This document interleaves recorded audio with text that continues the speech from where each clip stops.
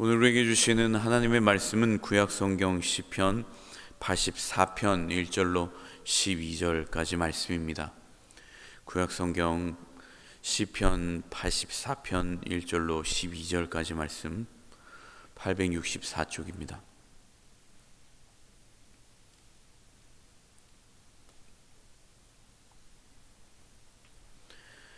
함께 한 목소리로 봉독하시겠습니다.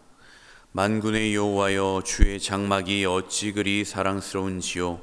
내 영혼이 여호와의 궁정을 사모하여 쇠약하며 내 마음과 육체가 살아계시는 하나님께 부르짖나이다. 나의 왕 나의 하나님 만군의 여호와여, 주의 제단에서 참새도 제 집을 얻고 제비도 새끼들 보금자리를 얻었나이다. 주의 집에 사는 자들은 복이 있나니 그들이 항상 주를 찬송하리이다. 셀라. 주께 힘을 얻고 그 마음에 시온의 대로가 있는 자는 복이 있나이다. 그들이 눈물 골짜기로 지나갈 때에 그곳에 많은 샘이 있을 것이며 이른 비가 복을 채워 주나이다. 그들은 힘을 얻고 더 나아가 시온에서 하나님 앞에 각기 나타나리이다. 만군의 하나님 여호와여, 내 기도를 들으소서. 야곱의 하나님이여, 귀를 기울이소서. 셀라. 우리 방패이신 하나님이여, 주께서 기름 부으신 자의 얼굴을 살펴보옵소서. 주의 궁정에서의 한 날이 다른 곳에서의 첫날보다 나은즉 악인의 장막에 사는 것보다 내 하나님의 성전 문지기로 있는 것이 좋사오니 여호와 하나님은 해요 방패이시라. 여호와께서 은혜와 영화를 주시며 정직하게 행하는 자에게 좋은 것을 아끼지 아니하실 것임이니이다. 만군의 여호와여, 주께 의지하는 자는 복이 있나이다. 아멘. 오늘은 행복한 인생이라고 하는 제목으로 하나님 말씀 전하겠습니다. 식물들에는 꽃말이 있다고들 하죠. 겉으로 보이는 그 식물의 이름 말고 그 식물이 가지고 있는 의미가 있다고 합니다. 네잎 클로버는 흔히 행운을 상징한다라고 말합니다. 언제부터 이런 의미가 붙었느냐는 정확하게 알 수가 없지만 아마도 주변에서 흔하게 볼 수 없는 것이기 때문에 아마 그런 이름이 붙은 것 같습니다. 전해지는 이야기에 따르면 나폴레옹이 전쟁터에서 흔히 볼 수 없는 신기한 모양의 네잎 클로버를 발견하고 이게 뭐지? 하고 허리를 숙이던 바로 그때 적이 쏜 총알이 팡 하고 그 나폴레옹의 모자 위를 지나가 그가 목숨을 구하게 된 데에서 행운을 상징하게 되었다고 하는 설이 있습니다. 많은 사람들은 행복한 삶을 꿈꾸죠. 우리 모두가 다 행복한 삶을 꿈꿀 것입니다. 그런데 문제는 무엇이냐 하면 많은 사람들이 행복한 삶을 꿈꾸되 그런 행복을 대부분 이렇게 우연히 찾아오는 행운에 기대어 살아가려고 한다는 데 있는 것이죠. 우리가 알듯이 네잎 클로버의 꽃말이 행운이라고 한다면 바로 세잎 클로버의 꽃말은 행복이라고 하죠. 한번 나에게 있을까 말까한 그러한 성공처럼 바라보이는 그런 행운의 네잎 클로버를 찾아서 수없이 많은 행복들을 세잎 클로버를 우리의 삶에서 매일매일의 삶에서 짓밟으며 살아가는 것, 그것이 우리 인생의 대부분의 모습이다라는 것입니다. 오늘의 본문의 말씀은 우리 인생이 행복한 인생이 되기 위해서 어떤 인생이 되어야 하는가라는 것을 우리에게 말씀해 주고 있습니다. 오늘 본문은 반복해서 강조하고 있는 바로 말이 복이 있나이다 라고 하는 것이죠. 복이 있는 인생, 그 인생이 어떤 인생인가 라는 것을 오늘 본문은 강조해서 반복하여 말씀해 주고 있습니다. 히브리어로는 아시레라고 합니다. 와, 진짜 복 받았네. 와, 대박, 행복하구나. 이런 인생, 그런 감탄사의 인생으로 번역할 수 있는 것이 바로 오늘 복이 있나이다 라고 하는 말이죠. 복이 있나이다 라는 것이 우리말에는 제일 뒤에 번역되어 있지만 바로 히브리어 원문에는 가장 처음으로 복이 있구나 이렇게 감탄하는 것으로 시작합니다. 그래서 영어 버전의 성경들은 이것을 How blessed are those 하고 얼마나 복이 있는가, 축복받았는가 이렇게 번역하기도 하고, 또한 Happy are those라고 하고 얼마나 행복한가 이런 감탄사로 이 문장을 번역하곤 합니다. 오늘 본문을 통하여서 우리는 누가 복을 받은 인생이며 어떤 인생이 행복한 인생인가라는 것을 살펴보기를 원합니다. 오늘 첫 번째 4절에서는 바로 영혼의 안식처가 있는 인생이 행복한 인생이다라는 것을 우리에게 말씀해 주고 있습니다. 4절 말씀 함께 보겠습니다. 주의 집에 사는 자들은 복이 있나니 그들이 항상 주를 찬송하리이다. 셀라. 오늘 본문 말씀은 바로 주의 집에 거하는 인생이 복이 있다라고 말합니다. 다른 말로 하면 바로 영혼의 안식처가 있는 인생이 행복하다라는 것이죠. 우리는 과연 우리 인생이 피곤하고 힘들고 곤고할 때 과연 어디에 가서 기대어 쉴 수 있는 그런 안식처가 있는 인생인가 아닌가 하는 것으로 우리 인생의 행복을 가늠해 볼 수 있다는 것이죠. 우리는 흔히 마음둘 곳 없다, 마음둘 곳 하나 없다 이렇게 우리 인생의 공고함을, 외로움을 표현하곤 합니다. 아무리 많은 사람이 주변에 있어도, 또 아무리 내가 갈 수 있는 많은 곳이 있어도 우리의 영혼이 정말 공고할 그때 우리 영혼의 안식을 얻기 위하여서 갈 수 있는 바로 그러한 곳이 있는가, 영혼의 안식처가 있는 인생인가 하는 것이 우리의 행복을 좌우하는 것이다 라는 것을 오늘 성경은 우리에게 말씀해 주고 있다는 것입니다. 우리는 과연 우리 인생이 공고할 때 내가 가서 기대어 쉴 수 있는 그런 영혼의 안식처가 있는 인생인가 우리 스스로에게 자문하며 물어봐야 합니다. 우리는 흔히 소유에서 행복을 찾곤 하죠. 소유가 많이 있으면, 어떤 돈이 있고 또한 내가 가지고 있는 어떤 최신의 상품이 있고 또 좋은 집이 있고 차가 있고 또 많은 어떤 최신의 많은 좋은 것들을 가지고 있으면 우리는 그 소유에서 행복할 수 있을 것이라 기대합니다. 물론 소유가 있으면 우리가 행복으로 나아갈 수 있는 가능성이 조금 높아지는 것은 사실일 수 있습니다. 그러나 항상 모든 소유가 있다 해서 꼭 행복하다라고 연결되어지는 않죠. 우리가 흔히 격언처럼 알고 있는 것처럼 돈으로 큰 집을 살 수는 있어도 행복한 가정은 살 수 없다. 돈으로 값비싼 침대는 살 수 있어도 편안한 잠은 살 수 없다. 이런 말이 있죠.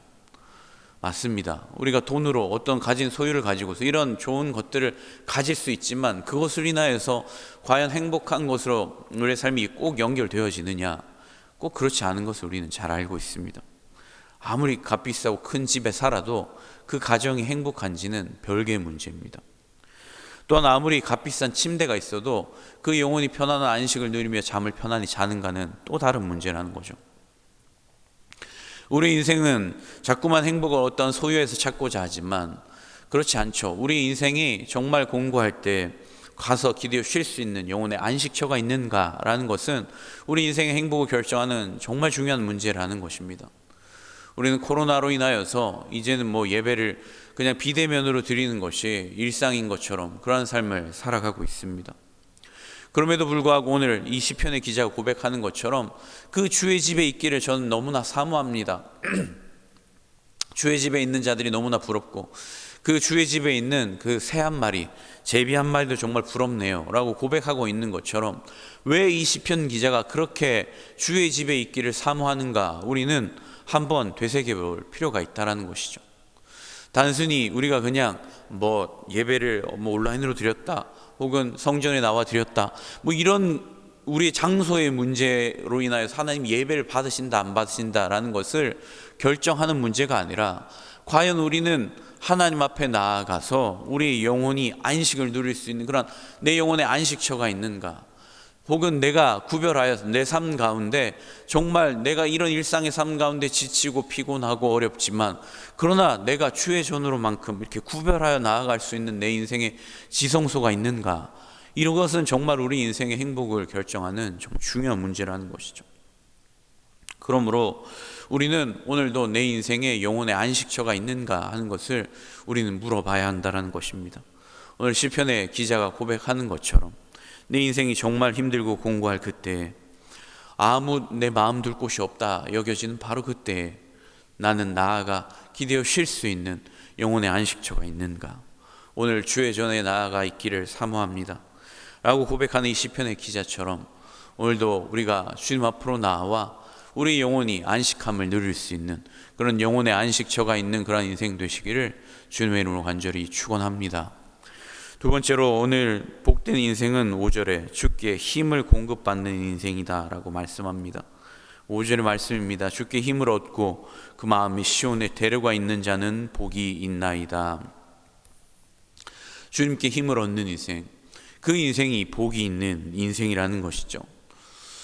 우리는 과학의 법칙들을 몇 가지 알고 있습니다. 그 중에서 질량 보존의 법칙이라는 것을 우리는 알죠.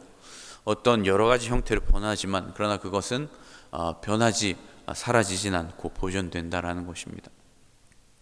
마찬가지로 우리의 인생 가운데도 뭐 법칙이라고 할 수는 없지만 그러나 우리의 삶을 통하여 얻는 교훈이라고 한다면 우리는 고통 총량 법칙이라는 것을 이야기해 볼 수 있을 것 같습니다.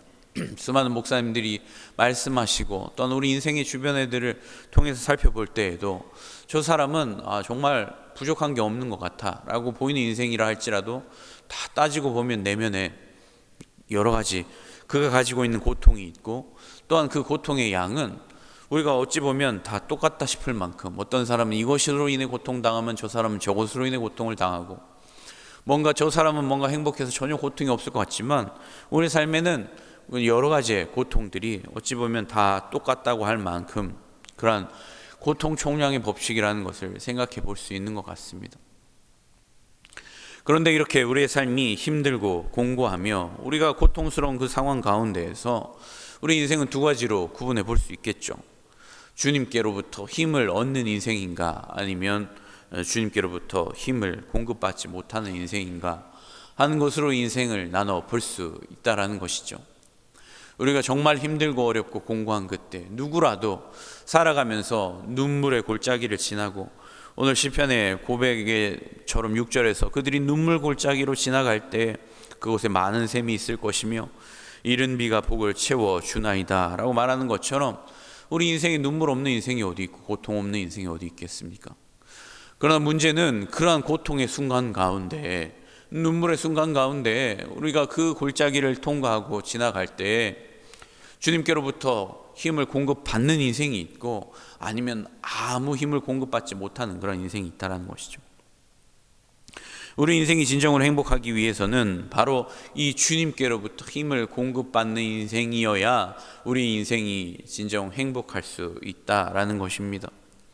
우리는 아무 힘을 공급받지 못하고 살아갈 때 그 눈물 골짜기를 지나갈 때 우리는 눈물로 한숨으로 탄식하며 내가 정말 살아야 하나 죽어야 하나 그런 정말 죽음의 고비를 지나갈 때 그 어떤 힘을 공급받지 못할 때 우리 인생은 그 고통으로 말미암아 파괴되고 상처를 입고 파멸할 수밖에 없습니다.